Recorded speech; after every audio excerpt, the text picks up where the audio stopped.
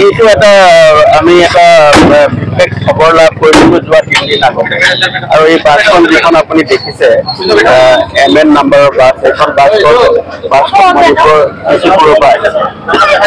যেতিয়া আমি বাছখনৰ খবৰ পাইছিলো বাছখনৰ খবৰ পাই যোৱা 3 দিন ধৰি আমাৰ এটা বিশেষ দল লেলাপুৰ অঞ্চলত থাকি আছিল আৰু তেওঁলোকে যোৱা 3 দিনৰ পৰা আছে সেইকাৰণে আহিছে আজি ৰাতিপুৱা আমি লেলাপুৰৰ পৰা আমি গাড়ীখনক আমাৰ যিটো এটা বিশেষ টিম আছিলে কাছাৰ পুলিচৰ এটা টিম আছিলে তেওঁলোকে ফ'ল' কৰি আহিছিলে আৰু আহি আমি তাতে ইণ্টাৰচেপ্ট কৰাৰ পিছত আমি যেতিয়া আপোনালোকে দেখিছে যে ইয়াত 3জন ব্যক্তিক আমি ইতিমধ্যে কাষ্টডিত লৈছোঁ আৰু 3জন ব্যক্তিৰ পৰা তেওঁলোকে সৰবৰাহ অবৈধভাৱে সৰবৰাহ কৰা নিচাযুক্ত সামগ্ৰী আমি তেওঁলোকৰ অধিক আমি জব্দ কৰিছোঁ আৰু তাৰ লগতে ইয়াত অবৈধভাৱে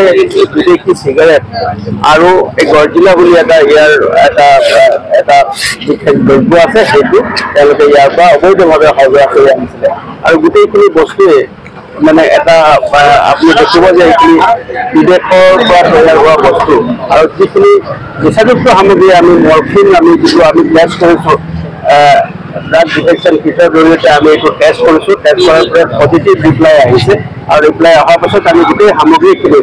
আইনৰ যিখিনি